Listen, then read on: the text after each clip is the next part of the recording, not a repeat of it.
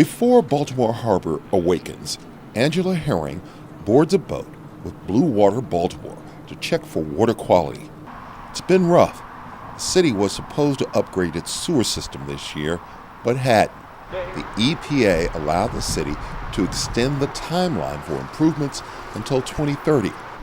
Blue Water is a party to the agreement, overseeing the process. Our failing infrastructure underneath the city, the pipes that carry the sewage that are supposed to go to the wastewater treatment plant are leaking, and we get overflows into the Jones Falls, the Gwynns Falls, and our tributaries.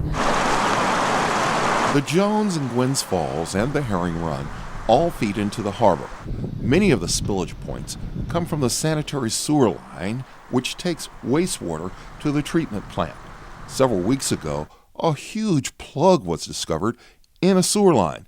It was made up of oils, fats, and wet whites. They call it a fatberg. Over time, all of these solid things congeal into a very gross plug, if you will, into our sanitary sewage system, and it can cause overflows.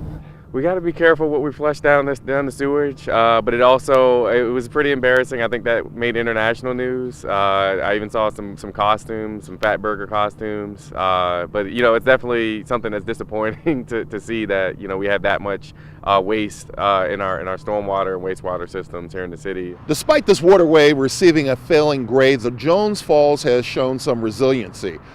Years ago, it was stocked with trout, and guess what? Some of those trout still exist. Looking at the harbor, it would be hard to see the problem. During the summer, you smell it.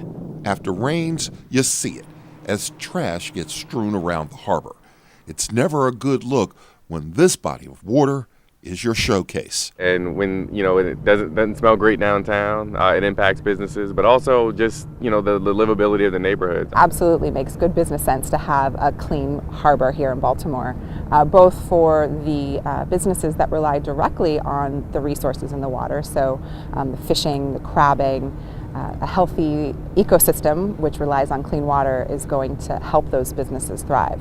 But additionally, all of those businesses, restaurants, the shops, everything down in the inner harbor that rely on tourism dollars. Getting a handle on this precious resource can't come soon enough.